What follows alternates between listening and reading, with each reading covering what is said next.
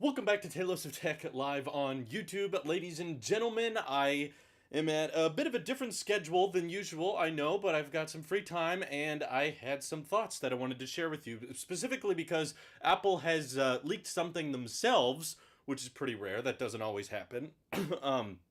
Normally you have to find out about it through some unreliable Twitter account or somebody claiming to have inside sources on the matter, but we actually found documentation from Apple referencing an unreleased product, which in this case is a 35-watt USB-C charge brick with two USB-C ports instead of one. Now, that doesn't sound like the most exciting product in the world, but it definitely got me thinking about how Apple could absolutely do more with their charge bricks, especially because they're not including them with iPhones anymore, so they don't have to be the kind of thing that you give away for free. If you're going to charge people extra for charge bricks, it makes sense to put a little bit more emphasis on them. And another big missed opportunity in my mind is the fact that a lot of the new MacBook Pros are using higher and higher wattage charge bricks.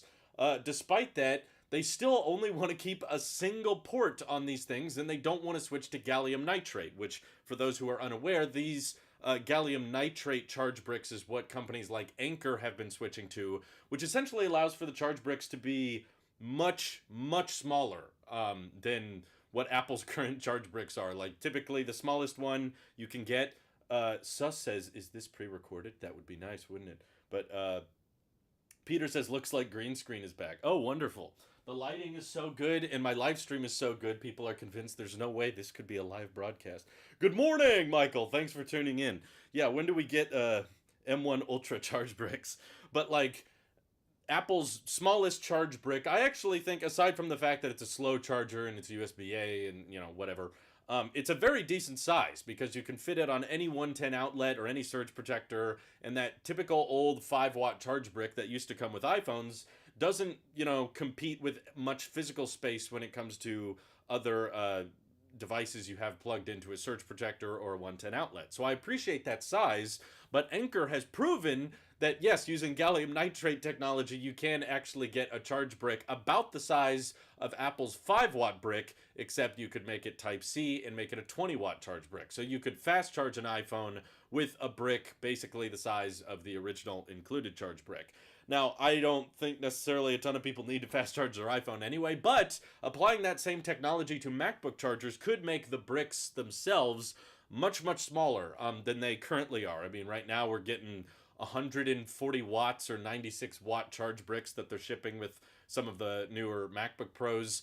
And all of that power taking up all this space, making it much, much bigger on surge protectors or on wall outlets, and simultaneously only one port.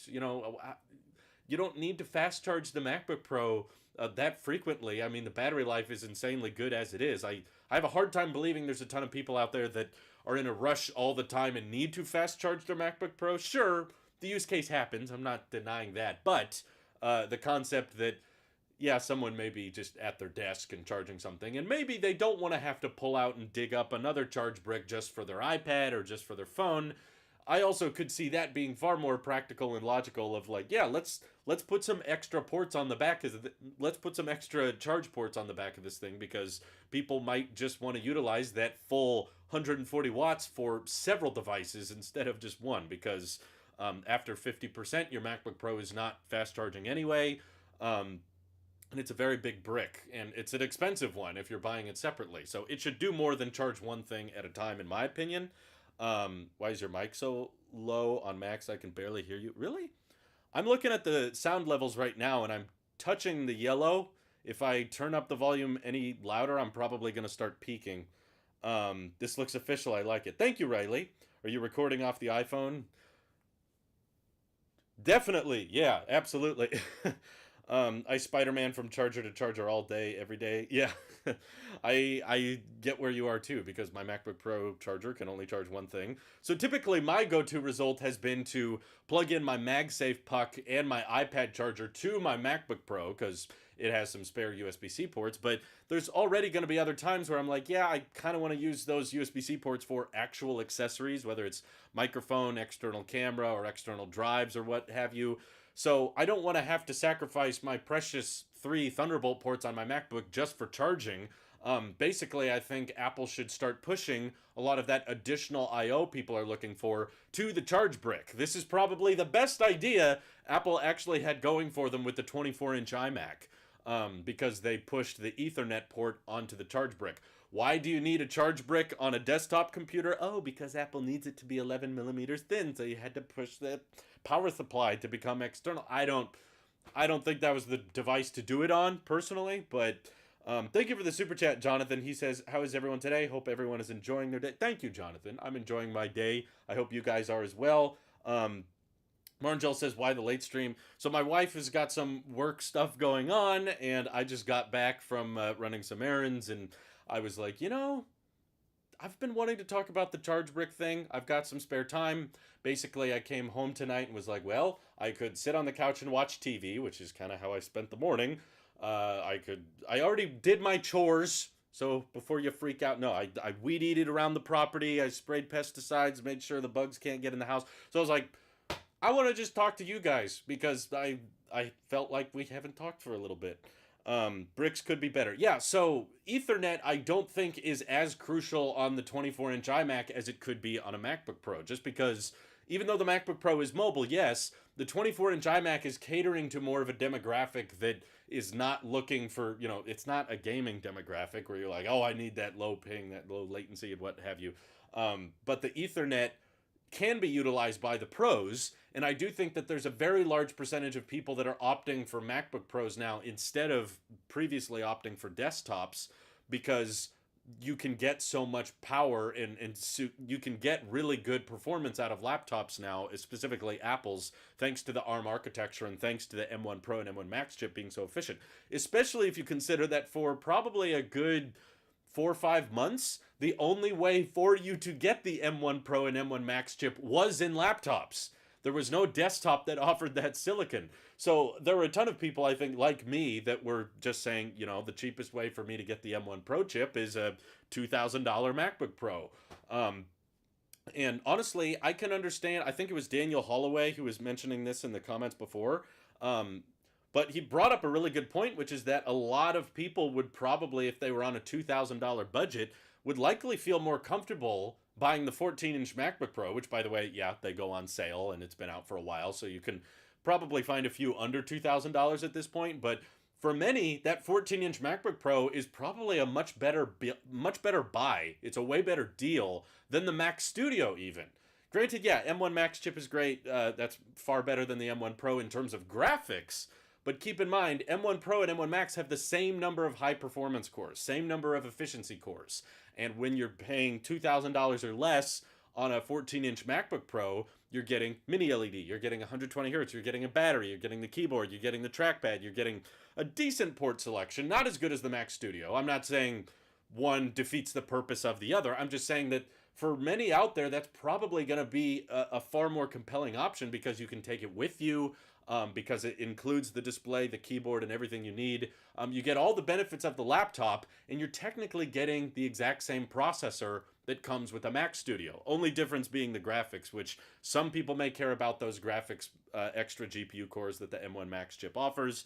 Some people may care about the additional I/O that the Mac Studio offers. Again, not trying to say one kills the market of the other, but if someone is in the market for a Mac, that 14-inch MacBook Pro, even for professionals, I think is going to be pretty tempting because they know, hey, if I go out a video shoot or a photo shoot, having a laptop that's still powerful and gets decent battery life that I can pack up, is thin and lightweight, and I can take it with me, and I can set it up here. It's got HDMI ports on it, for dang sake. You can plug it into the TV in the conference room, and then you can take it home and plug it into the living room TV. Show everybody what you're working on.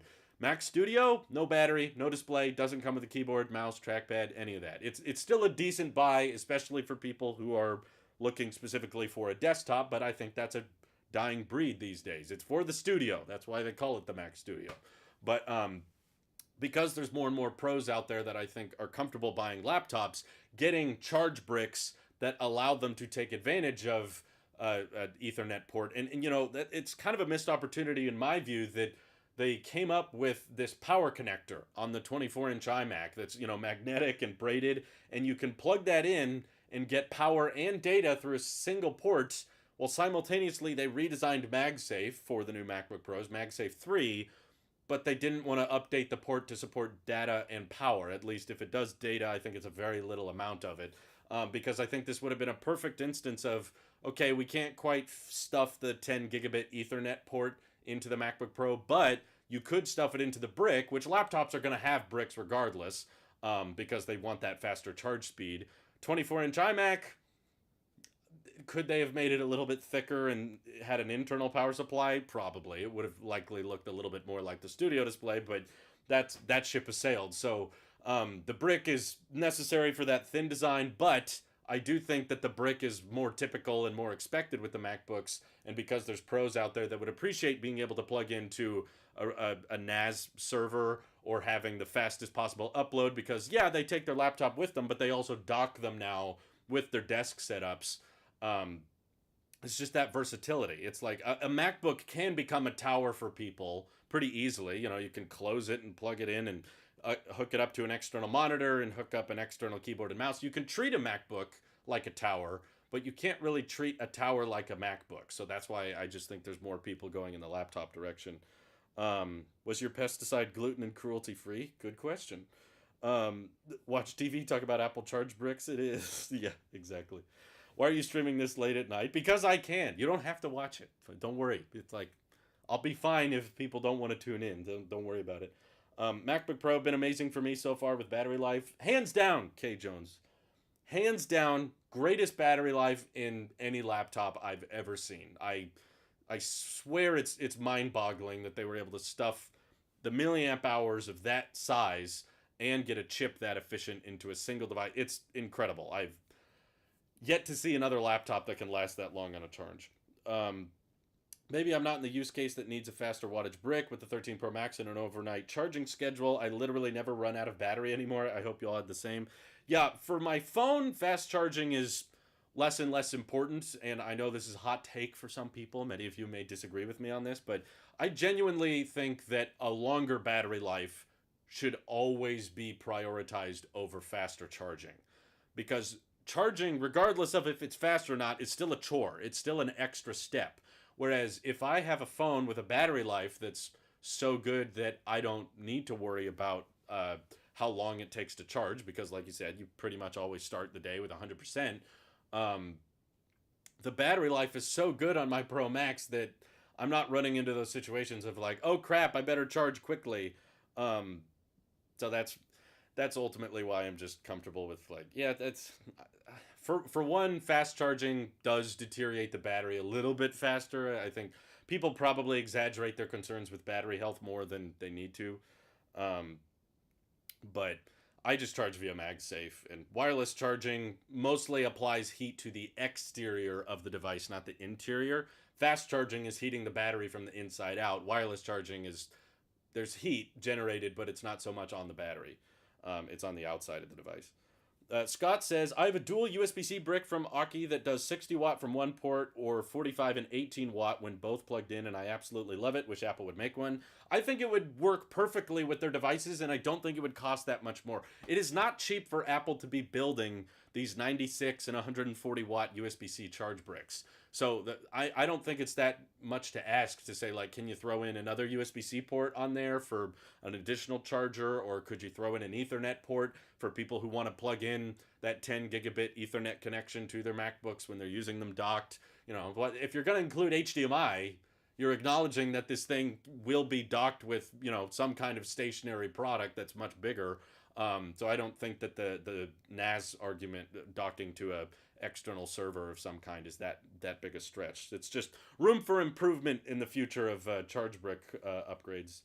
If I didn't need my custom PC for gaming, I would just use my MacBook Pro and sell my Windows PC. I know a lot of people that have that exact same setup of devices. Is like, yeah, this is the PC I do all my gaming on, and this is my laptop, and Apple makes the best laptop, so they buy a MacBook. The advantage to Apple bricks is I have a ton of international adapters and extension cords for the Apple bricks. Oh, that's true. Because, yeah, Apple sells all the different, you know, ports for different countries. That's true. Do you think Apple could make a profit off of selling additional charge bricks that have... Sorry, did I say bricks? Bricks that have the ports you were previously describing. Seems like people would be okay with their current one-port bricks. They're okay with them.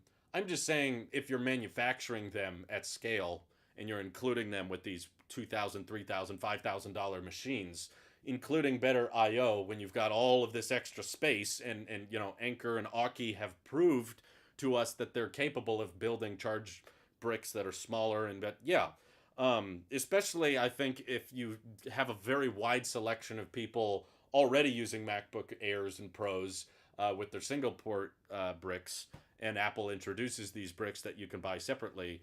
I don't think there would be zero sales. I'm not necessarily saying it would be Apple's next big, you know, breadwinner. I'm not saying they would make a killing on it, but are there people out there that use MacBook Pros and MacBook Airs that would appreciate having a charge brick made by Apple that could charge more than one thing at a time and also allow them to plug in more Pro hardware directly to their laptops?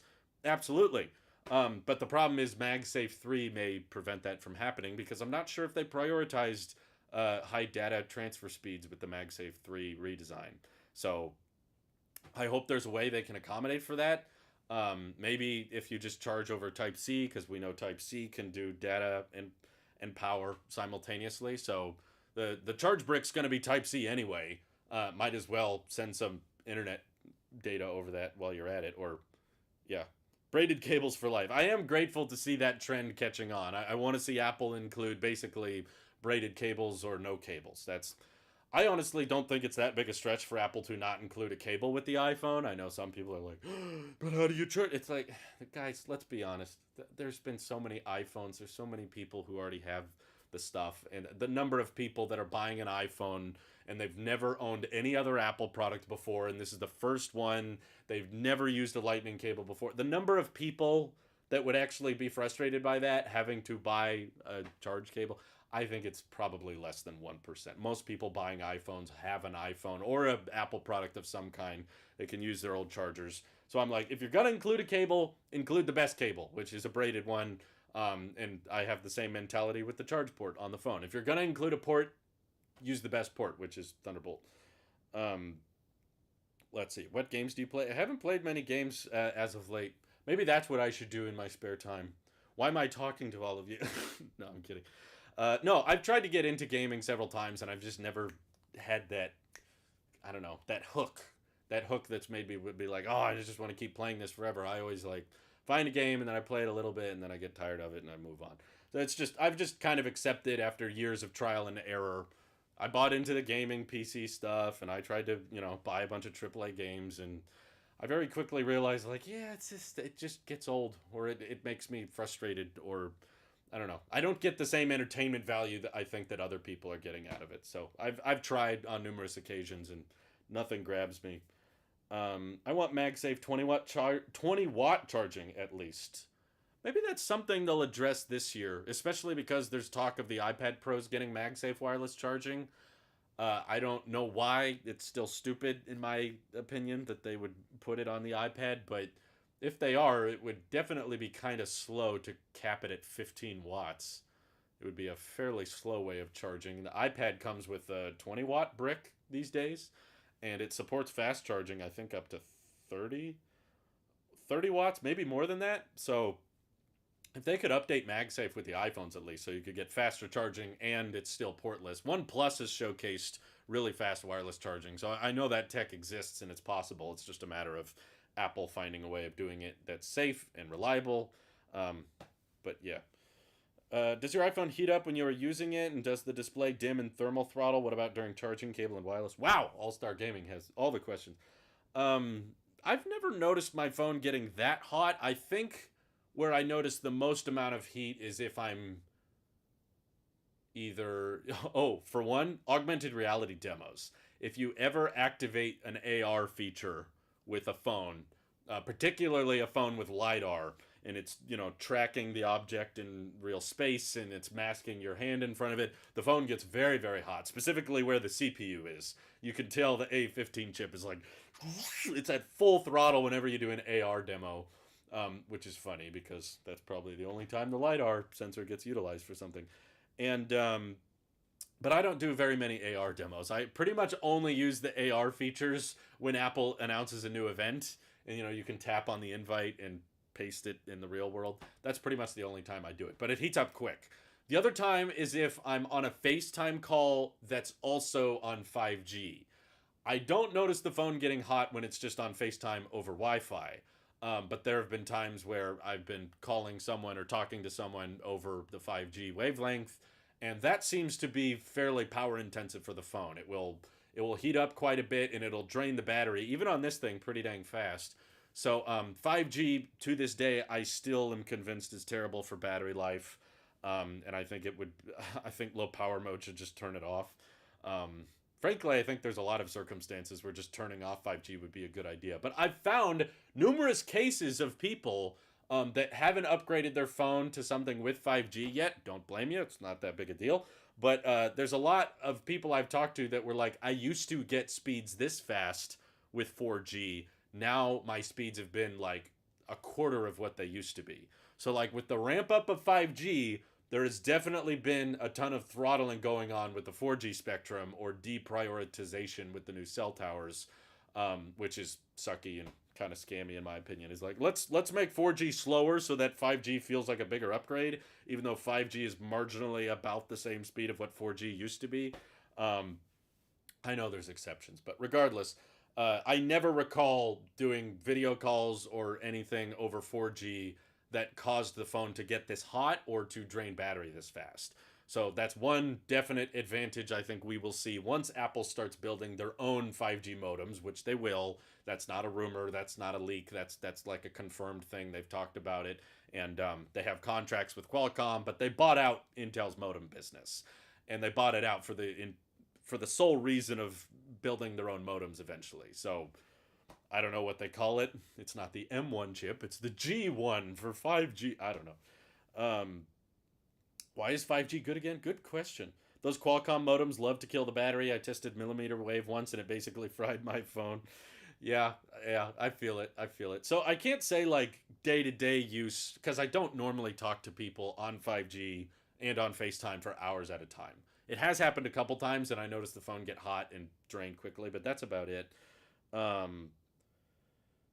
The one time, I think that time it did happen, I was still on my 12 mini and I did notice the display dim. But I had a FaceTime call on my phone yesterday because we were recording the podcast, and then I talked to Randy a little bit after we recorded the podcast. I was probably on the phone for four to 6 hours.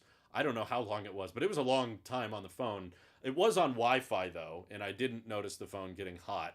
And that killed my battery in a day. It's the first time it's happened. A little update for you guys on the 13 Pro Max. First time ever I've killed this battery in a single day. I started with 100%, and I just talked on FaceTime with it, but the display never dimmed. I never noticed that, and I never noticed it overheating. I think it was probably more like over 5 hours, because we talked a little bit in between the recording of Tailosive EV podcast and tech. I think we probably went on for a little bit too long. It was probably like 30-40 minutes in between, and then we recorded the whole show, the tech podcast, which was pretty long, and then after that we talked for a little bit longer. So I would say it was close to like a 6-hour video call, and by the end of it my phone was at 15%, and I could have plugged it in at any time. I just didn't feel like it, and I was like, this battery's good. So afterwards I used my phone like regular. I checked Twitter, checked Discord, and even with only 15% left, it lasted me from like 3 o'clock in the afternoon all the way until I think it was 10 o'clock at night.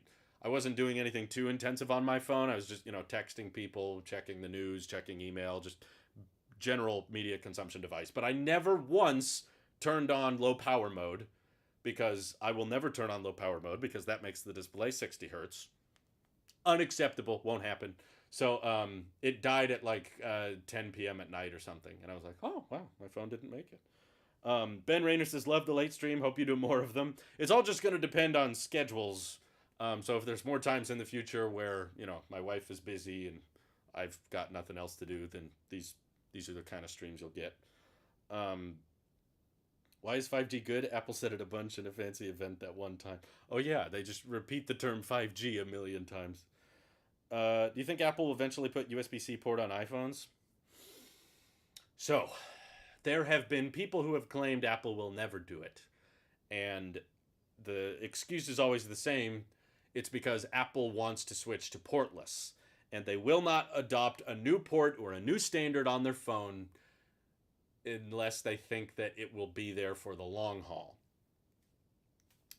I don't think this argument works too well, especially in the generation of MacBook Pros, which got rid of MagSafe HDMI SD card slot, only for them to eventually cave and bring it back. I think we're experiencing a little bit of a different Apple in today's world. You know, like I would never have predicted that 5 years after Apple ditched all those ports, they would end up bringing them back. And there was a long time where I did not think Apple would adopt Type-C or Thunderbolt on the iPad, but now they've basically transitioned the entire iPad lineup to Type-C. So all I can say is there's no proof. I have no sources. I have no leakers. There's no analyst or any rumors out there suggesting that the iPhone will adopt USB-C. But I'm going out on a limb and making a very wild speculative prediction that I think Apple will eventually, emphasis on eventually, as in this is not going to happen this year, it's not probably even going to happen next year, but at some point, Apple is going to realize that adopting USB-C is their best course of action for the future. And I think the more time they spend thinking on it, eventually they're going to come to that realization, this is the best thing we can do for the iPhone. Because we've been talking about portless iPhones for 5 years now.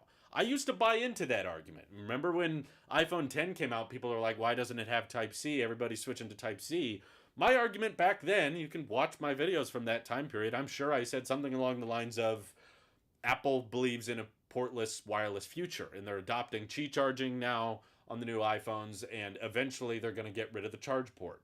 And yeah, like that's going to tick off a bunch of people, but you know, Apple got rid of the 30-pin, Apple got rid of a headphone jack, and you know, the Apple Watch is portless. So I just believed that Apple had this vision for the future of the iPhone that eventually it would be entirely portless.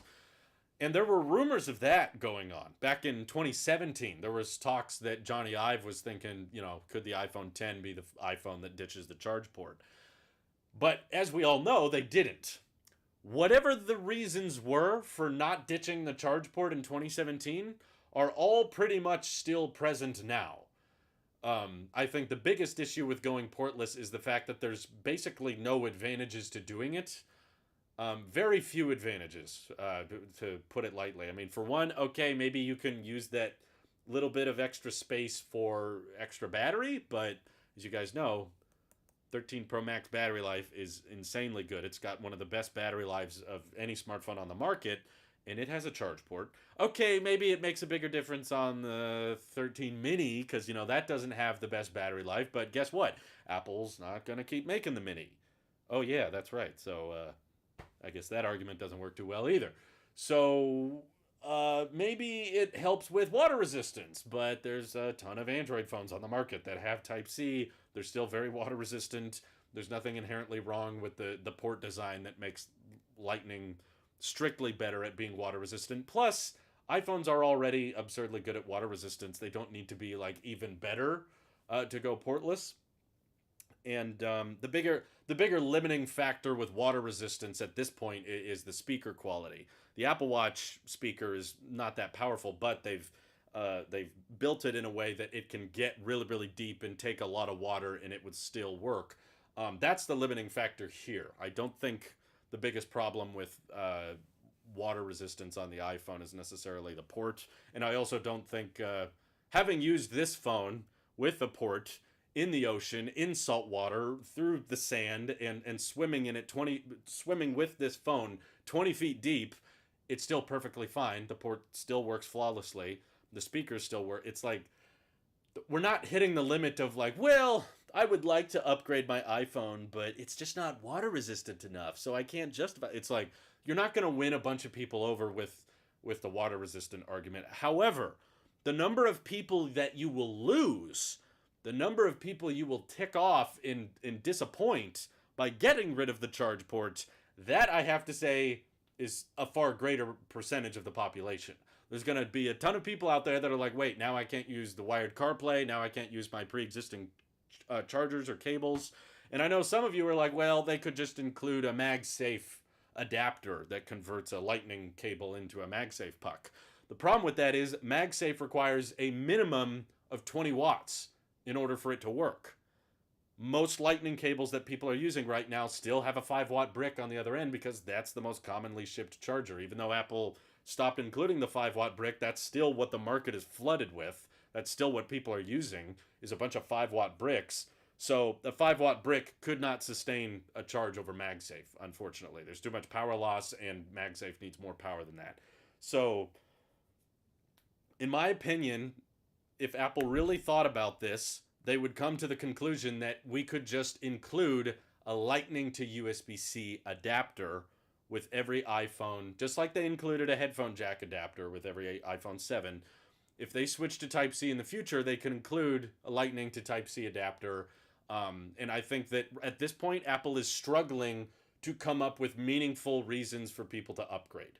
Average length of ownership for smartphones has continued to grow, and that problem is just getting worse. That's why Apple's pushing more services, and that's likely why Apple's going to push for more hardware subscription services.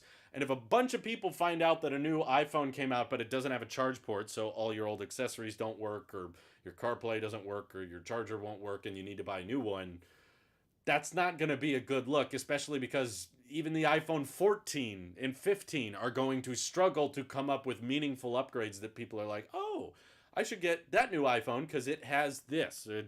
It has that one new camera feature. It's like Apple's already struggling to come up with those features. I don't think at this point they can afford to do another controversial decision like the switch to Lightning or like the switch to, like the ditching of the headphone jack. I don't think the market is in a place right now where Apple's comfortable having a big controversial change like that. And just in the same way that Apple's switched to Type-C across the iPad line and they've switched back to older ports on the new MacBook Pros, they're kind of listening. They're kind of going for the crowd pleaser option. And Apple's also, here's another big problem. Apple's pulled the e-waste card argument. They've made the case, we're getting rid of the charge brick or we're not including such and such because the environment, because of cables and adapters that show up in landfills. If you switch to portless, you instantly throw millions of cables in landfills and they all become pointless because you've admitted, okay, Lightning's not the future. All of your old Lightning cables are junk. You can't use them to charge this new phone. You got to buy new cables. That's not a good look either. And I'm not saying, Apple has to completely abide by what they say because they do flip-flop on things sometimes, but that argument won't work very well in today's climate. Now that they've pulled the e-waste card, portless does not support the environmentally friendly conscious decision that Apple's supporting. However, you can charge an iPhone 5 watts with Type-C. You can very much put just a Lightning to USB-C adapter on the end of every pre-existing Lightning cable. Your wired CarPlay, you could do it with your old 10-year-old 5-watt charge brick going to a Lightning cable. You could just plug a little USB-C adapter on the end of it, and boom, now it charges your iPhone. Especially as Apple is now pushing for more and more high-intensive camera features. Every single year, the camera gets more and more advanced and higher megapixel, higher resolution, higher bit rate. Now they're doing ProRes. They're shipping iPhones with 1 terabyte of storage. When you start doing those kinds of things, having a higher data speed port on your phone is just more practical. If someone's shooting ProRes and they're making video files that are 30, 40, 50 gigs, being able to transfer those via a wired connection is always going to be much faster than wireless. So no matter what angle I play it from in my head, switching to Type-C seems like the smartest solution, and I am just hoping that Apple eventually comes to that same realization that this will support the e-waste argument because you won't have to throw out all your old cables. You won't miss out on a bunch of people saying, oh, wait, now I can't use such and such. Plus, you'll get port symmetry because Apple's been shipping Type-C on their MacBooks and iPads, and it's not a new port. That's why I don't consider it. It's not as big a deal as Apple switching from 30-pin to Lightning. 30-pin to Lightning was a much more frustrating transition because there was no port, there was no device at that time that used Lightning. It was a brand new standard that no one had ever used before. Now Type-C is like one of the most basically the most popular standard in today's smartphone and computer world. So I know it's not perfect and people have their complaints with it, but I just think no matter what angle I think of it from, switching the iPhone to Type C is just the most logical.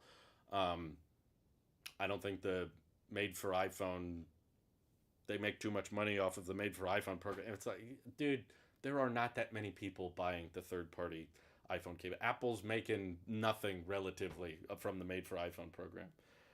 I use MagSafe in AirPods and wirelessly transfer my data. I wouldn't notice a charge port missing. That's besides the point, Jay. I wouldn't either. Like, I don't use the charge port on my phone. I would be fine with a portless phone, but I'm talking from a business perspective. There's so little advantages to doing so. It creates a ton of problems and it solves nothing. It really doesn't solve anything by getting rid of the port. Um, I do like the adapter idea. You could include like not even a cable with every iPhone. Just include the Lightning to USB-C adapter. Every Lightning cable is now a USB-C cable. Boom, which you can use on Android phones, or you could use on iPad minis or iPad Airs, and you could use on MacBooks. Any Lightning cable sitting around could suddenly become a Type-C cable if you just include an adapter with each phone. 30 pin could only be plugged in one specific way. That was terrible. It was. I'm just saying people were mad back when the iPhone 5 came out. I'm telling you, there was a ton more accessories back then because Bluetooth speakers hadn't really caught on.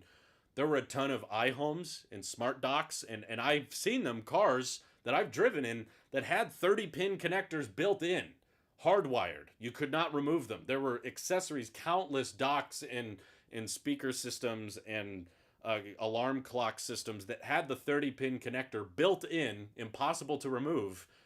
And when the iPhone 5 came out, Apple was like, yep, all of that's useless now. You can't use any of that. You got to buy all new stuff. That was 10 years ago. So that's why I don't think the transition from Lightning to Type-C would be that big a deal, because it's likely something everybody already has at least one of. If you have a more recent generation iPad, you already have a Type-C cable. If you have a recent generation MacBook Pro, you already have Type-C cables. If you're coming from Android and you're switching to iOS, you probably already have a Type-C cable. So it would not be a difficult transition at all. And I think you would actually win a ton of people over. I recall doing some polls previously of people saying like, yeah, I would switch to an iPhone if it had Type-C. I think Apple would win a bunch of people over. I think it would convince a ton of people to upgrade. I know a ton of people that were like, iPhone 14 doesn't sound too interesting, but if it switched to Type-C, I'd be more interested. Like, it would convince people to upgrade. It would be a feature. Just like how Apple brags on the newer iPads, like the Air and the Mini and the Pros. They boast about Type-C. They brag about the fact that they ditched Lightning. They're like, look, this is the better port. You can use it with so much more stuff. It's so versatile and it's so capable. They're advertising Type-C. Whereas I don't think you could really advertise or boast about being portless. The Apple Watch has always been portless, so it doesn't really count because there was never a point where they removed the Lightning port off the watch. It's just always been inductively charged. So I'm going out on a limb and saying I think eventually Apple will come to that conclusion because it just makes too much sense. And none of the other options make sense in my head. They did sell an adapter, but it was not included with the iPhone 5, and it didn't necessarily work too well, especially on a lot of docks and alarm clocks and speakers, because it was a tiny little plastic adapter, and the phones were heavy. They would like break off the adapter, so it was not a good solution. It was a far more complicated transition than I think Lightning to Type-C would be. As frustrating as that transition was in terms of accessories, I only saw the benefit of swapping 30-pin to Lightning. It was a better port. There's no denying that. It could handle faster data. It was reversible, which was far better than 30-pin. I'm just saying people were annoyed, and it was frustrating. And I think that there are just as many, if not more, advantages. For the same reason we went from 30-pin to Lightning, I think we should go from Lightning to Type-C. It's like, why should we bother switching? Well, because it's more versatile. We can do more with it. It supports faster data, faster power.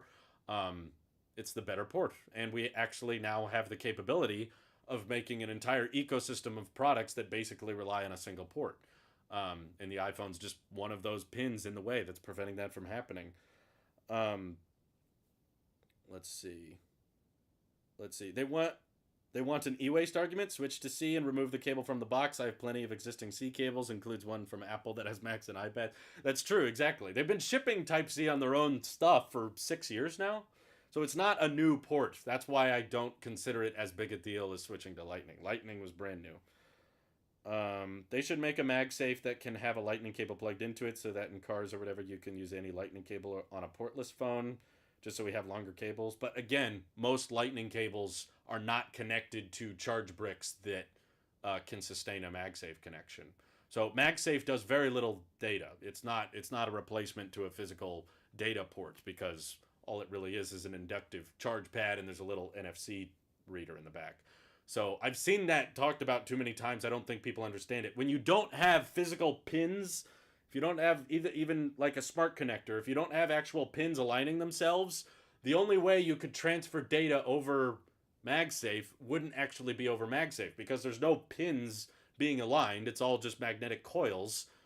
As far as we're aware, there's not really a easy or effective way of transferring data that way. So you're transferring it through Bluetooth or Wi-Fi. Therefore, having a puck sending data through the back is kind of pointless, because regardless, the puck would just be sending things via Bluetooth or Wi-Fi into the phone anyway. If there's no pins, also NFC is incredibly low data amount. That NFC makes sense for like Apple Pay, because it's basically just a credit card number and you hold it up, or a digital ID, that kind of thing. You tag it. It's just a few numbers. It's not like a bit rate high enough that could sustain like a music source or a video source or any of that. So it would not make sense as a replacement to Lightning. Do you think Apple Studio Blueprint is here for a while, or 1 year only and will get replaced next year? I hope not. I like the Studio concept. I think that the market and demographic very much exists. And it's kind of sad that Apple had to scrap the 27-inch iMac and the iMac Pro and lean in this direction, because I think there were people out there that like the all-in-one approach. But I have to acknowledge that in today's world, the people who do need desktops for work are going to be that studio environment, are going to be the people that want to use their own monitor and have a wide array of port selections to choose from. And that's kind of what the Studio fits perfectly. So it's Apple acknowledging that the market that the iMac, the larger iMac and the iMac Pro used to cater to has shifted and changed. So we have shifted our lineup and we have changed our, branding a little bit to match that new market. But yeah, it wouldn't really make much sense for them to get rid of it in a year, in my opinion. So I don't think so. 18 watts is the minimum for MagSafe. It just charges slightly faster with the 20-watt brick because of the higher voltage. Well, same argument. The number of lightning cables plugged into 5-watt bricks versus 18 is a huge disproportional difference there. Let's see. I want a floppy disk drive. Yeah, that would be perfect. Now that Face ID can work with face masks, what do you think about the need of Touch ID? I still personally think adopting Touch ID on the iPhone is a good idea, even if Face ID works with a mask, which honestly it's been kind of hit and miss for me. Sometimes it works, sometimes it doesn't. Most of the time it falls back on my Apple Watch for unlocking. But I just think Apple has reached a point where iPhone upgrades are so incredibly minor.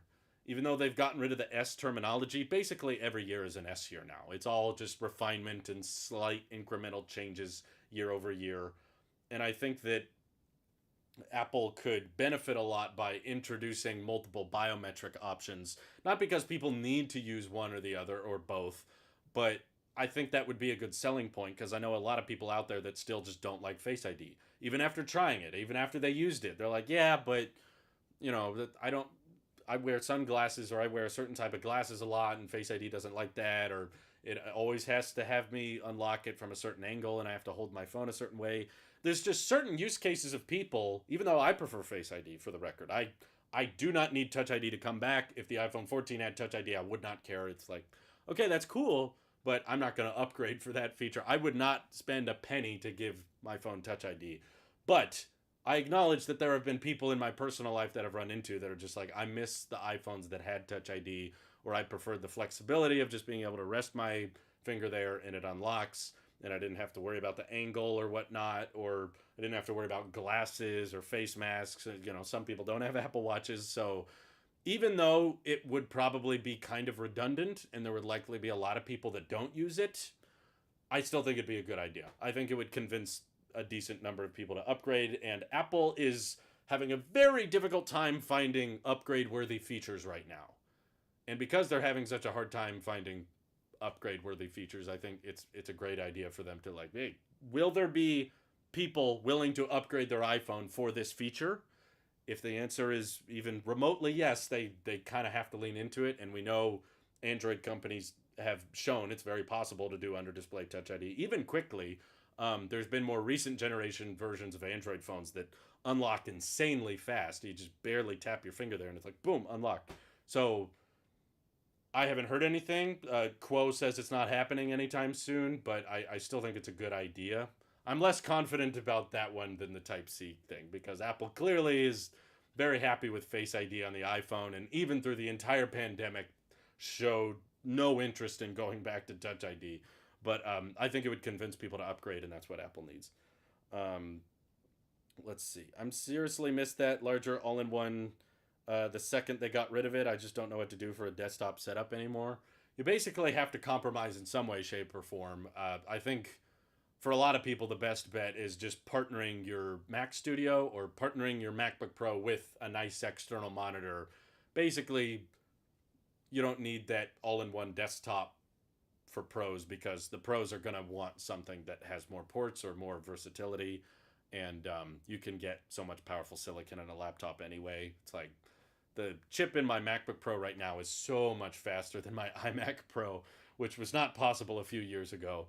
So yeah, market's changed, the tech has changed, and I think it's adopted fine. It's I'm sure there is a demographic of people that wanted an updated iMac Pro that were interested in that all-in-one approach. I just don't think it was that many. Let's see.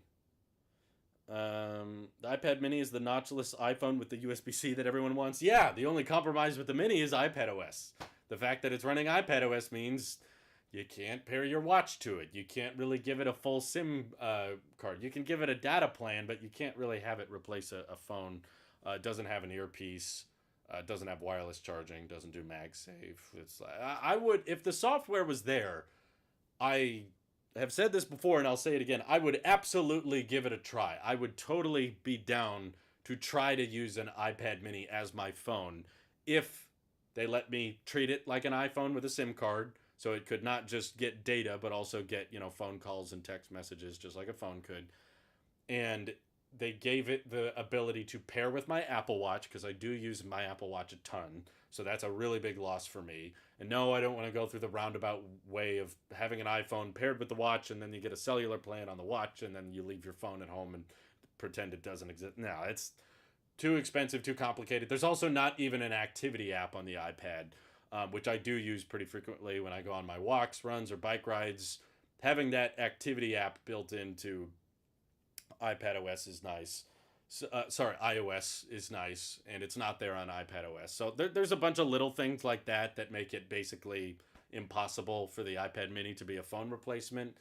The camera is quite a bit of a compromise as well. The fact that you don't have night mode, ultra wide, telephoto, and all that. So I could live without LiDAR, for the record. But regardless, if the software was there, I would give it a try. Absolutely. It would be awesome. There's no weather app, exactly. Yeah, there's no calculator. Can't call on cellular models for some reason. Yeah, it's just registered differently by the carriers. They don't consider it a phone. Every time I use Touch ID on my Mac, I'm reminded how much better Face ID is. Yeah, I do believe, I don't buy Apple's claim that, well, Touch ID makes more sense because that's where your fingers are. It's like, yeah, I think it's a hardware limitation. It's not from lack of trying. I just don't think you could fit the Face ID, True Depth camera system can't fit very well in the MacBook display lid, because the lid is just too narrow and too thin. I just don't think that works.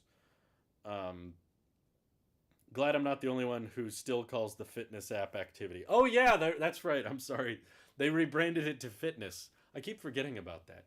But no, I I thought activity was a better name. Every time I say fitness, I just think of the Apple Fitness Plus, and I don't want to think about that. Um, I'm upgrading from my 11 Pro Max this year. I think the year-over-year differences will be awesome put all together. Yeah, that's a decent number of upgrades all at once. I hope you don't mind the eye hole too much. I don't think most people will. It's to me, it's like a side grade at best. But uh, to be honest, I would rather have the notch than the rumored camera cutout design. I do admit most people will probably get used to it pretty quickly. They'll be like, "Whoa, new iPhone looks so weird. It's so different. Oh, it's so ugly." And then they'll use the phone for a week and be like, "Oh yeah, just whatever. That's just what it looks like." I don't think it will be that big a deal at the end of the day, but it's definitely not something worth upgrading for. If it's the kind of thing that you're just like tolerating and putting up with, then no, it's like why bother upgrading? So the biggest upgrades you're getting with your 14, I think, are going to be 120 hertz. If you're going with the Pro, I don't know if you are, Riley, but the cameras have gotten a lot better. You'll get 5G if that counts as a big upgrade, and your battery life will be much improved. Wasn't activity a Fitbit term? Maybe? Is that why they changed it? I didn't remember reading that because it was called the Activity app for many years, and it was alongside the Fitbit. Buy an expensive iPhone to replace it with an iPad mini. Well, I like the concept of having an iPhone that's much bigger, that supports split screen multitasking, that's Type C, and has Apple Pencil support. That's just kind of a cool suite of features for something that, when I reviewed the iPad Mini 6, it did legit fit in my pocket. Even my jeans and my shorts, I could slide it in, I could walk around with it. It was a little bulky, it was kind of weird, but I could do it. And I thought it was really comfortable. Like you could type with just your thumbs in both orientations, and it was a lot better breathing room than the iPhone. Biggest downside was the 60 hertz for me because I've just gotten so used to 120 now. But yeah, not saying everyone should do it. I'm just saying I'd be willing to try, and if I could get used to it and comfortable with it, yeah, I'd be down. iPad Mini's really cheap. It's cheaper than every iPhone 13, and it's cheaper than every iPhone 12. It's a bigger display and Type C, and it's cheaper than all those other iPhones, which is kind of cool. And it has Center Stage, which is awesome, and Touch ID if you care about that over Face ID. Um, let's see. Do you think the Home app needs a total update? Probably, but I don't think it's just the Home app. I think Home OS as a whole should be a thing for one. Second, the Home approach is fundamentally flawed because it requires so much third party, you know, bridges and beacons that have to plug into your router and third party accounts that are, it's supposed to be simple. Apple tried with the HomeKit thing to be like, you can just set up this device with the HomeKit QR code, but it's not. You typically have to download this third-party app. That third-party app wants you to have a different email and a password with a special character, and they're going to send you emails every week with new updates, and they want to software update the app in the background, and then you have to route the hardware to the Home app, and I think it could be far more simplified if Apple just went more so into let's design our own routers and let's design our own smart home accessories. I think that Apple should legit get in that market of let's make smart switches, let's make a doorbell, let's make security cameras, or because they could all pair so much easier. And I'm not trying to say they should be the only company on earth, but I am saying like it would simplify the process so much if it was all handled and built both software and hardware by a single company. And right now that's just impossible because Google doesn't want to make smart home accessories, but some other company, TP-Link or Philips Hue, does. So you have to figure out all of these perfect handshakes and software, and there's just little grooves and bumps in the experience every time you have these third-party companies trying to communicate with each other. And I've just had too many issues with smart home stuff. I'm like, I'm not buying into this at all. I ain't buying any more smart home crap until Apple starts making their own. That's when I'll be interested in it again, as if Apple starts making it. When is Matter going to become a reality? Yeah, good question. That was supposed to solve a bunch of things, and it never did. It's still delayed. How much more would you have paid for it to be airport? A HomePod that it wasn't an airport. I think you turn your HomePod into a router? Is that what you're saying? Jeez. I'd love an Apple HomeKit router just because I don't want to give Amazon money for an Echo because I don't trust them. Yeah, that's fair. Um, Light bulb, but no one makes good ones. Connor Dunaway, thank you for the super chat. Appreciate that. He says, I have an iPhone 11 and was wanting to upgrade to the 13 Pro Max, but was wondering if I should wait until the max size of the iPhone 14 comes out because I do not really use Pro features. Yeah, I mean, it's April, which means we have 5 months to go until iPhone season. So you're past the midway point. I guess the question then comes down to, how's your phone doing? You know, are you so annoyed with your iPhone 11? Is the battery health really bad or something, or is the glass broken or the camera busted? If it's like unusable and it's annoying you, then I'm sure you could find a good deal on a 13 Pro Max, or even a 12 Pro Max would probably be an upgrade. Um, you could look around and find something on sale or refurbished or renewed and probably find a good deal. But if your iPhone 11 is fine, you're like, yeah, I can live with it. It's not the greatest, but it's fine. Like it gets me through the day, and the pictures are fine, and it's not broken. If you're comfortable, then wait if you can. That's always my answer. Is like, you can wait forever if you're just waiting for the perfect hardware. So yeah, next year there will always be something better. But luckily, with iPhone upgrades, Apple seems to be pretty predictable and pretty consistent with when they come out. And at this point, I feel fairly confident telling you there will be a new iPhone with new camera features and a newer processor and, a good battery life. And it sounds like a decent sized display if you don't care about 120 hertz, you don't care about LiDAR, telephoto lens, any of those pro camera stuff. Then the 14 Max, I do think will be a really competitive option because it'll be probably around $900. So it's under $1,000, and you'll have great battery life, and you'll have a big display that's still OLED, which is much, I think, better than your iPhone 11, and bigger than your iPhone 11, better camera performance. So just ask yourself, can you live with your iPhone 11 for another 5 months?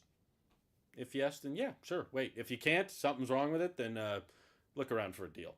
Just don't pay full price for something that came out a long time ago, because the internet is just completely stuffed with follow. This is not a sponsorship, but follow 9 to 5 Toys on Twitter.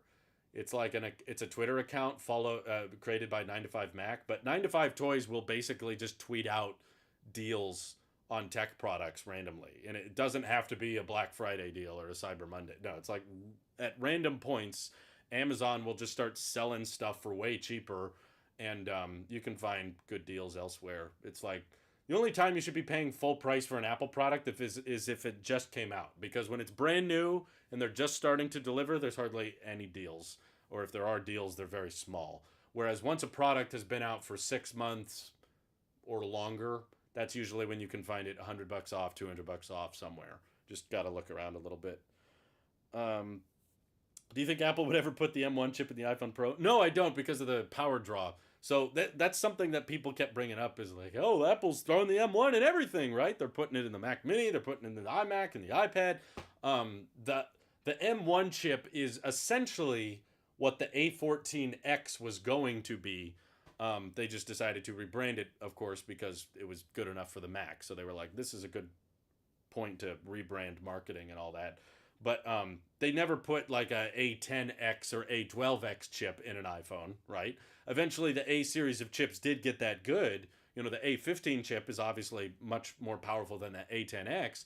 But the big fundamental difference between those silicon is that, like, a processor on a phone is used in very, very different ways and has a very different set of thermal limitations with the size of the device, size of the logic board, and the power it's able to draw, because you can't stuff a huge battery in these things compared to MacBooks and iPads, which can have bigger pouch cells. So that's why I think they're going to continue to have the A series of chips for the iPhone, because just the power draw on an M1 or M2 chip or that kind of thing would just be too much for a phone. It would drain the battery too much, and those kinds of chips are really good at, exporting and high intensive graphics, whereas if you're doing a device like this and the resolution is this small and the display is this small and the battery is this small, it's just kind of pointless to have that many high performance cores, and it's just not that many practical benefits to it. 815 is basically an M1 Lite when you think about it. The M1 and 815 has the same single core performance and the same clock speed. Kinda, I think the 815 has 4 performance cores, whereas the M1 has 8.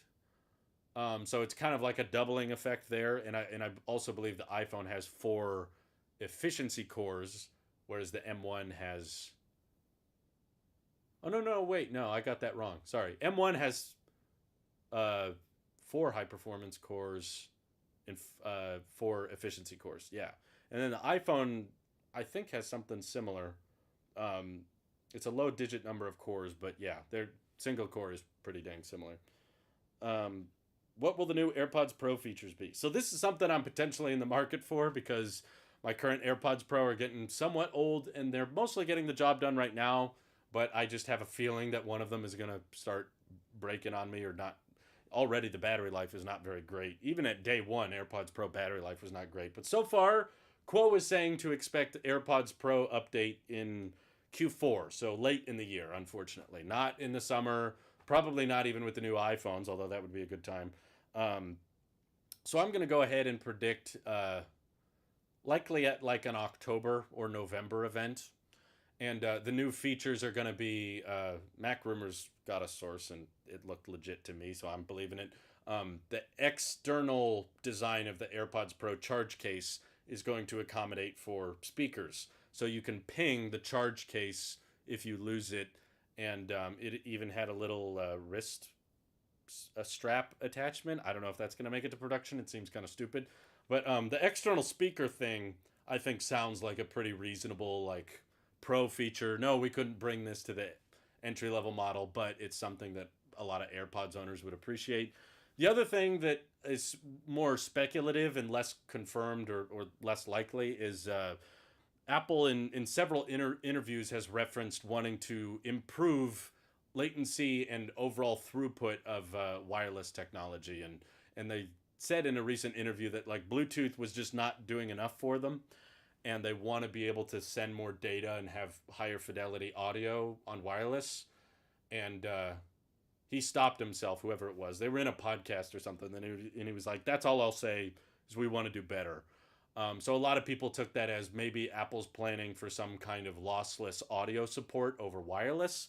I'm not exactly sure how. They might be using the ultra wideband tech. So maybe if you have an iPhone with the ultra wideband antenna, they can send really, really high bit rates, or Wi-Fi 6E might be required or something to send really high bit rates to AirPods Pro so you could get really crispy sounding audio. But again, that's mostly speculative. I wouldn't hold too much weight in that. It's possible, but it's not like, I wouldn't say 100% it's totally happening. So the bigger upgrade I'm really hoping for that unfortunately I haven't heard much about is that AirPods Pro are ripe for a battery life upgrade, because AirPods 3 got a better battery life, and AirPods Pro from the beginning did not have a great battery life. So I don't know what they can do with the silicon or the H1 chip inside these things or whatever, but I definitely think that considering how much they are, it would make a ton of sense to improve battery life, which is going to be a big deal for me because AirPods have just such tiny cells in them. So whenever they get a lot of cycles, they deteriorate very, very quickly. Basically, the smaller the battery, the quickly it degrades. And that just means after a couple of years of ownership, your battery health can be like completely toast on your AirPods. So starting with a pretty decent amount on day one is important, because I know I want to keep these things for a few years and I want them to age well. So hopefully battery life is improved. But aside from that, I wouldn't expect much else.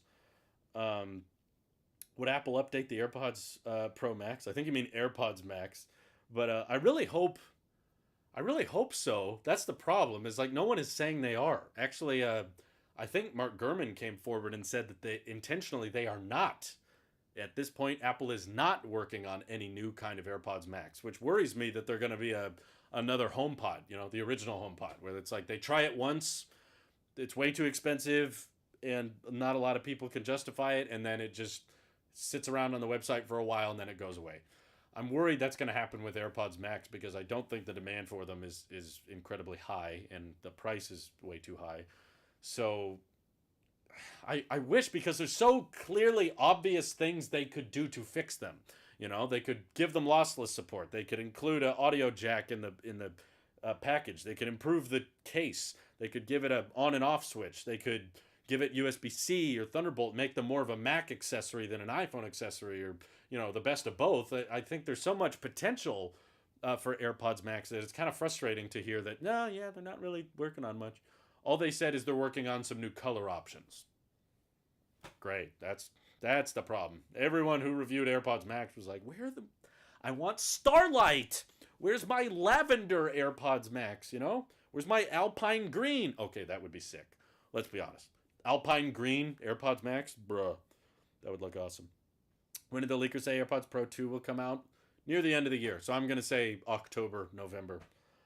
I got AirPods Pro as a gift last year, and even then I noticed worse battery life than my AirPods, which kind of disappointed me. Yeah, they're basically the worst battery life on any AirPods ever made. It's just a fact. Even the original AirPods got 5 hours per charge. AirPods Pro get 4.5. So not a great battery life, even on day one. And it only gets worse as the years go by. AirPods Max is just the product at the top price to make the others seem affordable.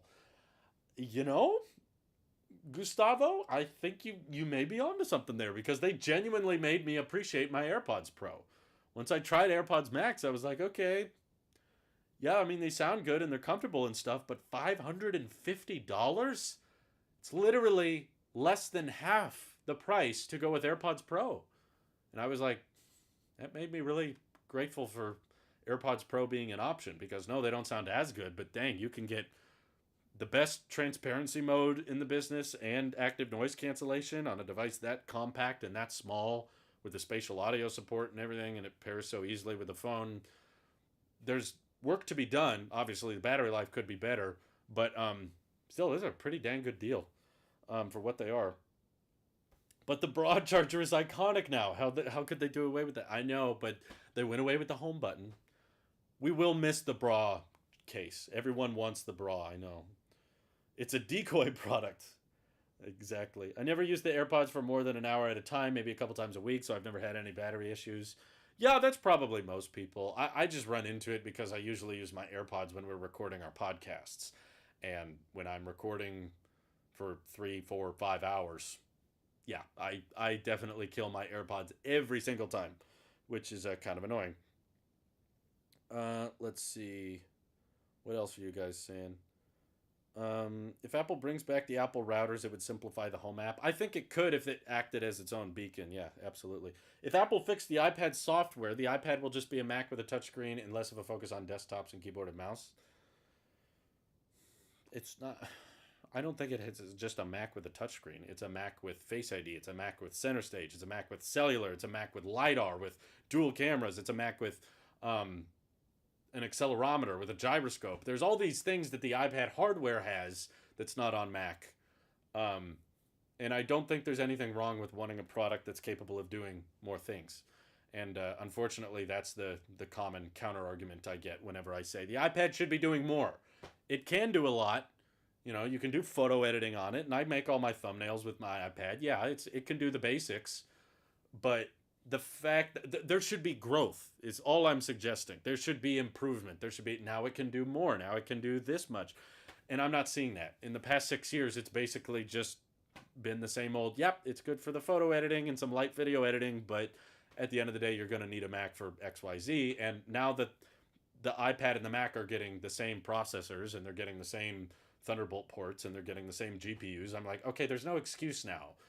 Before, it was a bit of a different argument. If it was like, okay, remember the first iPad Pro when it came out, it was like, okay, this is the best you can do with the current existing hardware.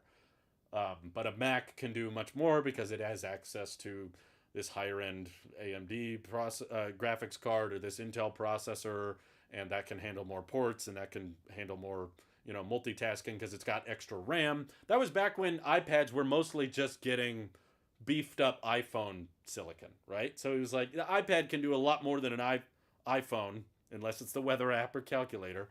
But now that the iPad hardware has gotten so far ahead of the iPhone, now it's gotten Thunderbolt and it's gotten the M1 and it's gotten mini LED and 120 hertz before the iPhone did. I'm like, okay, there's no excuse now as to why I need to buy a Mac for certain software thing. There's nothing inherently in the hardware that the Mac has that allows it to achieve that software that the iPad lacks. So it's like, it should get better over time. It should gain functionality and practicality. And in the past 5 years, I don't feel like the iPad has. Uh, let's see. Evertronic, thank you for the super chat. Appreciate it. He says, would you rather have a MacBook with touch in 2022 or wait for iPads to be able to dual boot iPadOS and macOS until 2024? So despite me advocating for iPads to have a dual boot option, I hope you guys acknowledge and can understand. I've never really had that much interest in a Mac gaining a touchscreen. I still think that macOS from the ground up should be optimized for keyboard and mouse only. I think that's what it should be built for. And iPadOS can be the hybrid. You know, iOS is all about touch. macOS is all about keyboard and trackpad. You can just have one OS that's specifically for a mixture. iPadOS is already a mixture. They sell it with keyboards and trackpads, and it supports Bluetooth mice. So you can do a keyboard and mouse on an iPad, and you can use touch. That can be your hybrid. I don't think we need two hybrid operating systems. We don't need macOS to also be better at touch, and we don't need iPadOS to have some other format. Like, it's both operating systems built by Apple trying to take advantage of the hardware present, and I just don't think iPadOS is cutting it for what the iPad hardware is capable of. And Apple in the past has already shown they're comfortable letting dual boot be an option on devices if there's software on another platform you want to take advantage of. So that's why I don't consider it a big stretch to be like, just let there be a dual boot option. And yeah, even if you dual boot your iPad into macOS, the touchscreen just turns off. Okay, big whoop. That's how a Mac works. Apple's fine with that. They've sold millions of laptops that don't have touchscreens, but they have a keyboard and mouse attached, and that could easily be a software requirement. If you want to dual boot into macOS on the iPad, you have to have a keyboard and mouse connected. Okay, done. Touchscreen's off. Doesn't work. That's already what happens with Sidecar. If you use Sidecar on your iPad, the touchscreen turns off. So don't tell me, oh, that product experience would not work. It's already doing that. Yeah, Boot Camp's a thing. It's been harder because of Apple Silicon, but Apple said they have no problem with people doing it, and I think there's been others that have figured out Chrome OS and Linux and stuff on Mac OS dual booting with Apple Silicon. So it's totally something they're up for. Let's see. Hey, Michael, glad you could tune in. I don't think people understand, especially in Windows land, Mac trackpads are so good you don't need a touchscreen. The reason so many Windows devices have touchscreens is because their trackpads suck. That's a good point. I didn't think too much about that. I've never found a trackpad I really liked on a Windows machine. As long as iPad uses App Store like iPhones, having a Mac would basically breach the iPadOS system integrity, so no dual boot. So you're saying no Mac has system integrity? Is that what you're telling me? Because I'm just suggesting that they boot the exact same OS they're shipping on millions of computers also on another one of their computers. That's all I'm suggesting. So I don't get that argument either. If your argument is that, well, they make too much money through iPadOS, then that's why I've always advocated for, okay, put it on the high price iPad. Let's say you can only do it if your iPad has 1 terabyte of storage. Okay, that's justified people spending more money on their iPads. Okay, you can't do it on an iPad Air. You can't do it on a 128 gig iPad. If you're worried about loss of revenue, then just put the macOS feature way up high so that it's very hard to access and it'll cost you. I'm just saying it should exist in some way, shape, or form. It doesn't have to be cheap. They don't have to put it on every iPad. It doesn't have to be an affordable option. Just make some way to have one device that's capable of doing everything a Mac can and everything an iPad can. That's all. macOS can easily modify files. Then why are they okay shipping it on all these devices? They're already doing it. Dual boot on iPad would be cool for like 5 minutes and then issues would show up. They should just make pro apps and fix iPads. That's going to take infinitely longer. We can barely get a calculator app on the iPad. Don't tell me they're going to figure out every missing feature iPadOS has that macOS is already supporting. It would take years for them to individually add each one of those features. The dual boot option, I don't understand why you think it would be so. Why would there be so many issues? Just like a Mac, it has a display. It's powered by Apple Silicon. It has a Thunderbolt port. It has a camera. It has a microphone. It has a biometric. What's the big holdup? Apple's designing the hardware and the software. I'm not pitching anything otherwise. Just like an iPhone is running Apple software on Apple hardware. Same thing with an iPad. Would not be that problematic. Do you notice ProMotion on your MacBook Pro jittering? Often when swiping between desktops, it looks as if it's dropping to 60. I think maybe once or twice, but not super frequently. I can't say notice it all the time. Let's see. All these problems I hear can be added to iPadOS. The real issue is Apple refuses to do anything with it. They can't be when this is how slowly iPadOS gets updated. They couldn't even give the widget update to iPads at the same time as the iPhone. So the reason why I think that the dual boot option is the fastest is because it's, metaphorically speaking, a flip of a switch. It's just turning on one thing. It's like we already have built and optimized macOS to run on Apple Silicon. We already have iPad hardware running Apple Silicon. Just change a little bit of the framework. Okay, now you hold these two keys and it reboots and you have iPadOS, macOS. Done. Okay, the touchscreen doesn't work because the drivers aren't there for it. Big deal. It's, as long as it's got a keyboard and mouse, it's working fine. Whereas the amount of time and effort it would take to add every single macOS thing people are looking for, it's not just Pro apps. It's not just external webcam support. It's not just external monitor support. There are just countless things. It's like a laundry list of things that people are like, yeah, but the Mac does this, or the Mac lets me do that, or I need this program, or I need to use this extension or this customization that the Mac OS platform supports and the iPad doesn't. It is just an endless list. And iPadOS has proven time and time again every year to be incredibly slow, minor updates of just like, oh yeah, we tinkered this one Apple Pencil thing. Oh yeah, we adjusted multitasking a little bit. They don't do these like big sweeping iPadOS upgrades where they add like 50 things at once. It's always just like, little tweak here, little tweak there.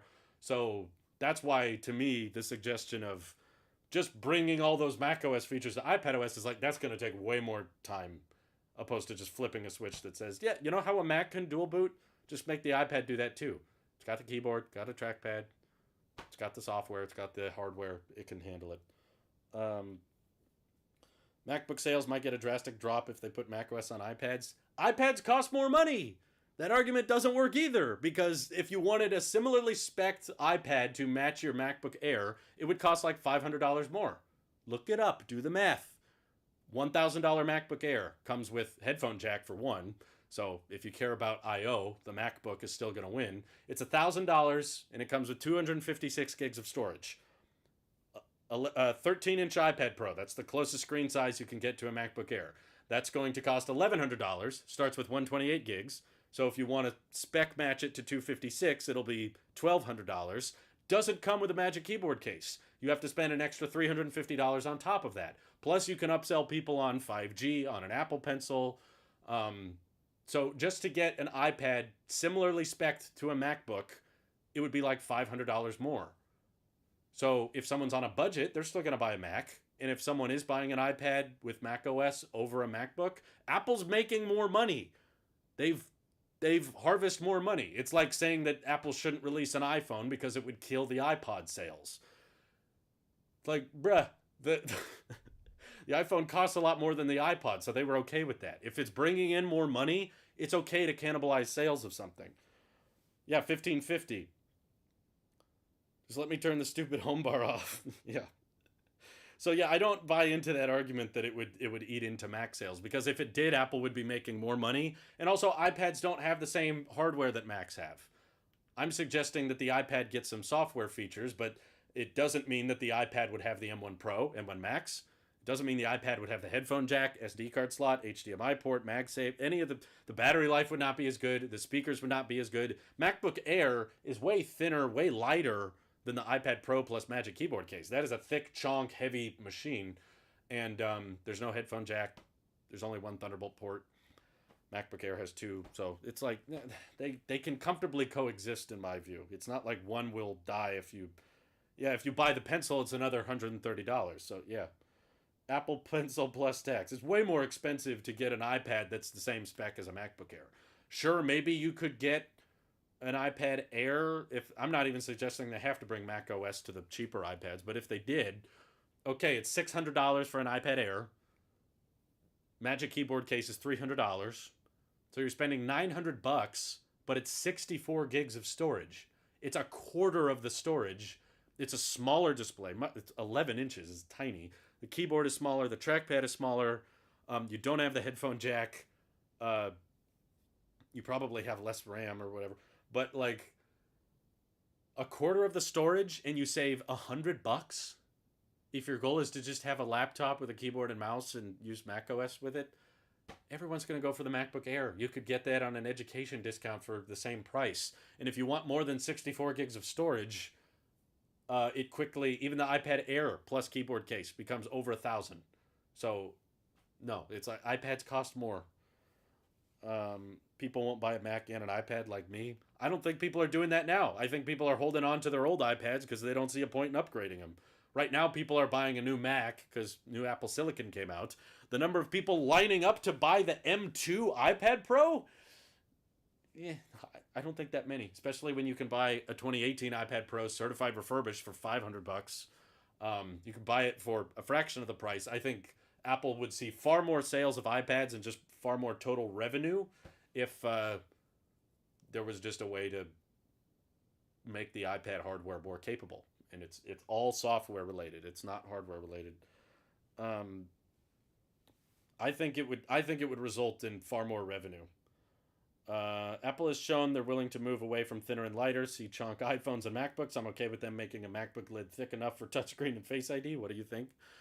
I think we don't need macOS to become a hybrid platform. I'm okay with the iPad becoming a hybrid platform because it already is. iPadOS is optimized and designed for touch, but they're actively selling you keyboards and trackpads to use with them. You already have a hybrid OS. I don't think the Mac also needs to be a hybrid OS. And I've used Windows laptops with touchscreens. I just don't think that the keyboard and mouse desktop approach with touch works that well. It makes the screen a lot dirtier. And like Scott said, the trackpads are so good on MacBooks that there's not really a point in having a touchscreen. It wouldn't really save much time or allow for much more unless you were able to detach it or fold it flat and use it with an Apple Pencil. But in that case, it's just an iPad at that point. Much easier to just make the iPad run macOS than it would be to try to change macOS to be touch friendly on a laptop. It's not the route I would go. A 1550 12.9-inch iPad Pro with its accessories costs more than a base MacBook Air and a base 9th gen iPad combined. Let that sink in. Ooh, good point. So if your argument is Apple would rather you buy a Mac and an iPad, they would actually get you to spend more money if they made a product that could do both. That's true, because if someone's just buying an iPad to be an iPad, the most popular one that sells is the $300 one. So MacBook Air plus 9th gen iPad, Apple's still not made as much as they would have if you would have bought a 256 gig iPad Pro with keyboard case and plus the pencil, which most people get anyway. It's so awkward reaching out to touch a computer screen. I agree, which is why when I had a keyboard case on my iPad, I didn't really use the touchscreen all that much. And I'm okay with there being devices that don't have touchscreens. I'm not one of those believers that everything needs to be touch. I do think that I would like a Apple Studio, kind of like the Surface Studio, where it's a Mac OS when it's upright, but I don't need to touch it when it's upright. But just when you fold the whole screen down and lay it flat, then it can jump into iPadOS, and it doesn't need to still be Mac OS, but just have an Apple Pencil and you can draw and take advantage of a huge canvas like that. Where's the chart? What if they charge you per month to be able to dual boot? See, now you're combining something I like with something I don't like. So that means Apple will probably do it. Mac OS is a subscription. It's $10 a month to run it on your iPad. Oh, that's so bad an idea, they'll probably do it. Don't your legs hurt from standing that long? I thought they would, but they're really not hurting. When I first started this, I was like, won't I get tired? But I'm not tired actually. My legs don't feel sore, so it's probably good. I spend too much time sitting anyway. Um, but it's getting late, and I'm gonna check in with my wife, see how she's doing. But I appreciate the super chats and for you guys tuning in. But I'll be signing off here now. But I had a lot of fun. I love ranting and I love speculating with you guys. I apologize to the people who probably aren't watching this, but I apologize to the people who don't like the live streams, who don't like the longer form content. But if I'm being completely honest with you, uh, tech news gets kind of slower and drier as time goes on, and I'm okay with that. I'm accepting that, and that's why I'm spending more time on the EV subject because I've got lots of things to talk about over on the EV channel. But when it comes to tech, if there's not too much to talk about, whether it's charge bricks or Apple winning some Oscar, I like being able to engage directly with you guys and just talk about what's interesting to you in real time because it means I don't have to sit around editing and I don't have to sit around trying to think of things you're interested in. You can just tell me what you want to talk about and we'll talk about it. And as you can see right now, I'm trying my best to make the experience of the live stream as close as possible to the edited videos um, by having the camera and mic set up in the same way. Um, so if things get slow and there's not too much to talk about, yeah, I might live stream more because I'm trying to gauge what you guys are interested in. So I just hope you guys can understand why I may be doing more live content. And I know some people don't like it or some people would rather have dedicated videos, but to them, I just say ideas are rare and kind of hard to find, especially in the world of daily uploads and stuff. So don't hesitate. If there's something you want me to talk about in an edited video, tag me on Twitter. Let me know in the comments. I want to I want to hear your opinion on this. Can you talk about this? That really does help, and I appreciate it. And it's if not, then I'll just keep doing this because this is fun for me, and I like engaging with you guys in the live format. Anyway, it just feels more personal. Joke's on you, Drew doesn't have legs. If you'd like to continue the conversation, you can join the Discord or follow him on Twitter. That's true. Um, keep it up. Keep it up, everybody. I appreciate you tuning in and hope you have an excellent rest of your day. Bye bye.